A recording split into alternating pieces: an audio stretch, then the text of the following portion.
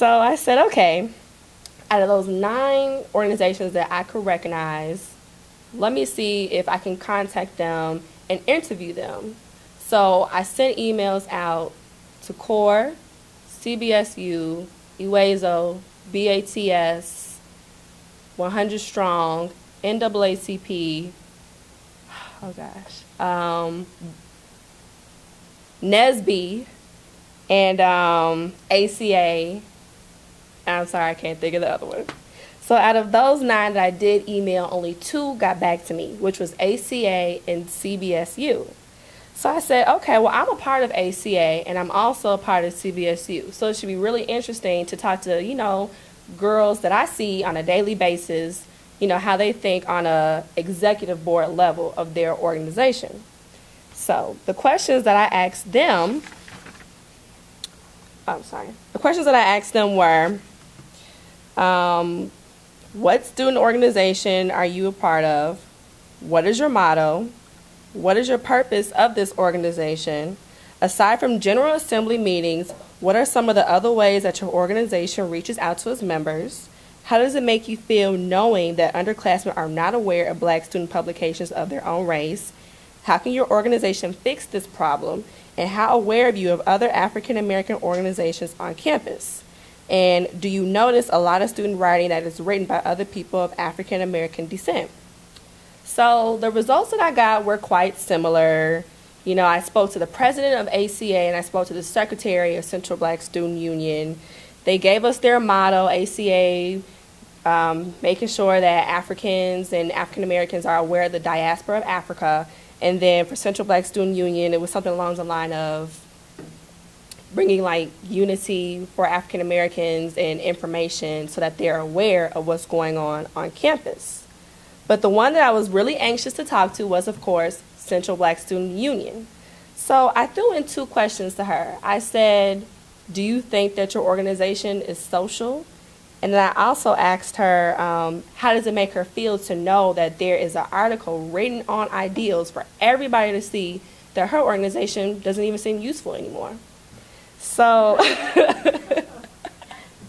so she wasn't upset at all, but she pretty much told me that the students are not anxious enough or not willing to see what is going on. She said that their main way of getting in contact with the students were through Facebook and maybe flyers here and there, but mainly through Facebook. So I was like, okay, well, I noticed how instead of like a whole bunch of written work, it's more of like internet. Everything's ran through the internet, for ACA as well.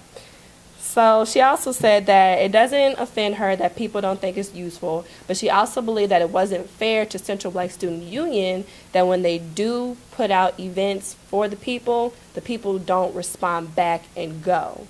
She was saying the events that they do is what people ask them of. So if there's a group of students who are not aware of how to receive financial aid or an outlet if they're going through social issues, then that's when they will talk about it for that student. But if nobody's there, how can they create events? So I said, okay, well, you know, that makes a lot of sense. I see where you're coming from. But she also mentioned how there's a gap between upperclassmen and underclassmen.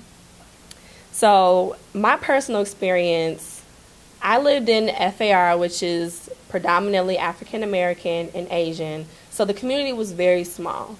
So if there was an event such as CORE or EUI or CBSU, I was very aware because I lived there. All I had to do was walk downstairs, peek my head into the little meeting room. Oh, this is going on? Well, let me sit down and listen. Other people who either, you know, live in the Six Pack, which is predominantly white, or Busey Evans, which is predominantly white, or ISR, they're not going to be aware as much as I was aware because these people were not there to pub their events. A lot of the frats and sororities come to FAR to publicize their events because that's where they know, hey, I'm going to see a lot of minorities here at these events.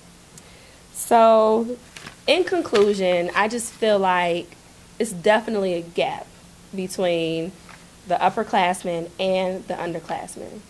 When I asked the 2 ladies what their solution was to fix this issue, they did say that they would step it up as far as creating like more written work and having more General Assembly meetings instead of meeting every other week or once a month.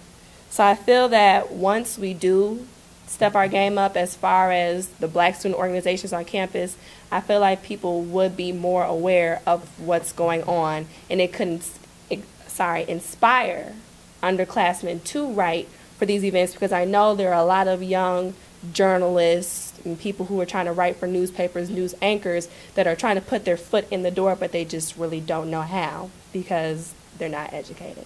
Thank you.